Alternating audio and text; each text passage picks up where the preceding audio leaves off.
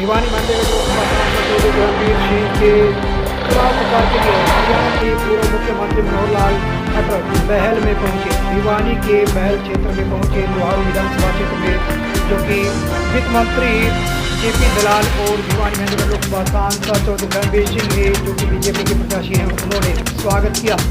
तस्वीर दिखा जा रही है बहल क्षेत्र में जो हरियाणा के पूर्व मुख्यमंत्री मनोहर लाल खट्टर जो पहुंचे हैं सांसद रणवीर सिंह के लिए, जिन्होंने वोटों की अपील की है।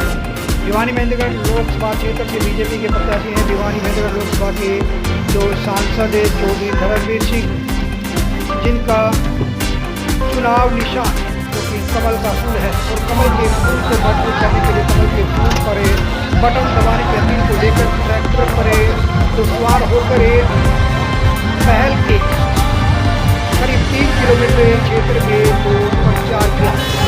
हरियाणा के पूर्व मुख्यमंत्री मनोहर लाल खट्टर के द्वारा जो प्रचार किया गया है ट्रैक्टर के ऊपर बैठकर वित्त मंत्री जेपी दलाल और रणवीर सिंह मनोहर लाल खट्टर के पास और शहर के अंदर जिन्होंने ट्रैक्टर पर यहाँ रोड शो किया है, शिविर का प्रदर्शन किया है।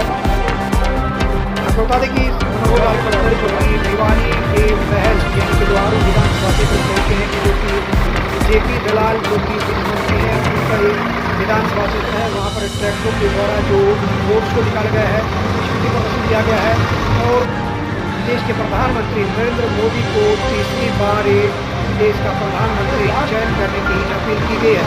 देखते हैं कि मनोहर लाल खट्टर जो ट्रैक्टर के ऊपर खड़े होकर लोगों से अपील कर रहे हैं कि कमल के फूल के आगे का बटन दबाना है और सांसद रणवीर सिंह को भिवानी महेंद्रगढ़ लोकसभा क्षेत्र से सांसद बनाना है, ताकि उनका वोट देश के प्रधानमंत्री नरेंद्र मोदी को चयन करने का काम करेगा। उनका कि इस बार 400 पार का नारा दिया गया है। देश में 400 पार बीजेपी की जो एनडीए की जो टिकट हैं वो वितरित की गई हैं।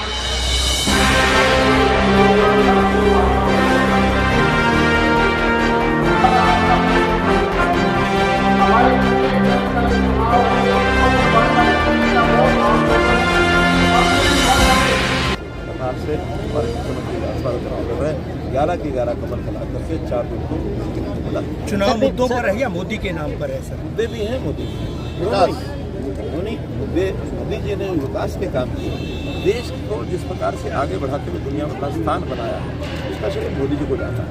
और मोदी जी ने विकास कराए, हरियाणा सरकार ने जो काम किए हैं वो भी जनता को भा रहे हैं। ये सब चीज़ें एक चीज़ नहीं, सब चीज़ें इकट्ठी चलती हैं।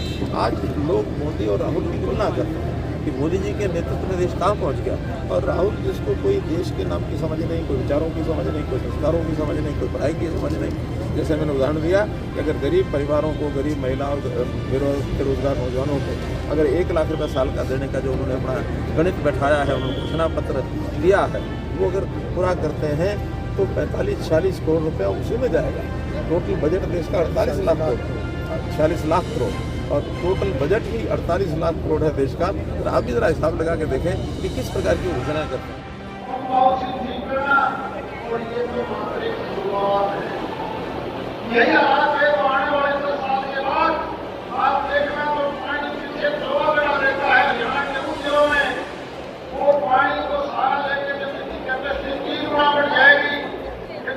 इसके हालात यहाँ के माहौल के कितने ज्यादा बदल जाएंगे, क्योंकि वित्त मंत्रालय का भाई जनता सलामी के पास है।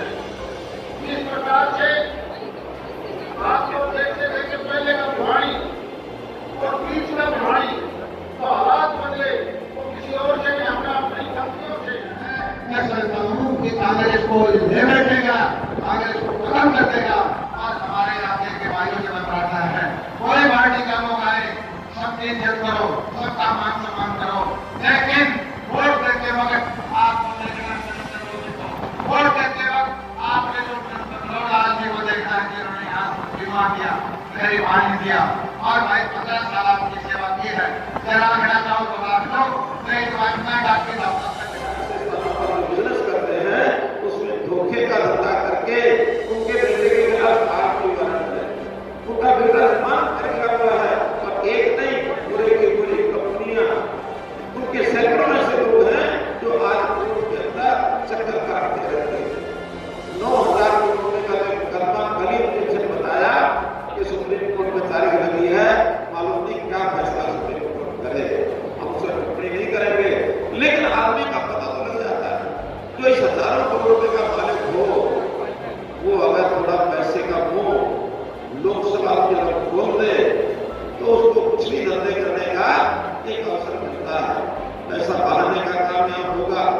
भले ही चुनाव आयोग की आंखें लगी रहती हैं, लेकिन अंदर अंदर इतना पैसा बहाएंगे, इसकी सावधानी, इसकी चौकीदारी कि वो पैसा ना बहाए, इसकी चौकीदारी कौन करेगा। आपके 15 साल सेवा किए हैं, खेती आई तो आपके बीच जमाया, कोरोना आया तो आपके बीच जमाया, कमी में किसी किया चंडीगढ़ के कोटे में नहीं रहा, हमेशा आपके बीच में रहा और आगे बढ़ाया करता हूँ कि आप लोहारू के चित्र को बढ़ाओगे तो लोहारू की कलम तो आज है उससे भी ताकतवर होगी, लोहारू के कागज कमजोर नहीं होंगे और लोहारू की कलम का है लोहारू के गरीब के लिए, लोहारू के किसान के लिए, लोहारू के आम आदमी के लिए काम करेंगे। भगवान जी अधिक इस लोकसभा के चुनाव को नतीजा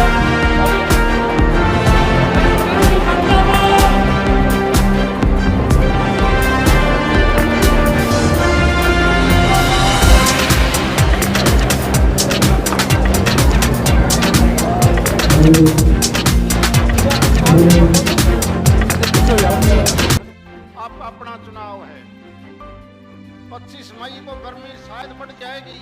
पिछले 2 चरण के चुनाव हम देखते हैं कि वोट की परसेंटेज कम पोल हुई है, इसलिए आज हम केवल ये प्रण करें कि आपकी सीट का मार्जिन कैसे बढ़ सकता है। पिछली लोकसभा चुनाव में जहां आपकी जीत लगभग 36,000 थी, ये जीत आप 50,000 को क्रॉस कैसे करोगे, ये केवल आपके हाथ में है, केवल और केवल आपके हाथ में। जितनी ज्यादा जीत बढ़ाओगे उतना ज्यादा हमारा इलाका और ज्यादा तेजी से विकास के नाम पर आगे बढ़ेगा।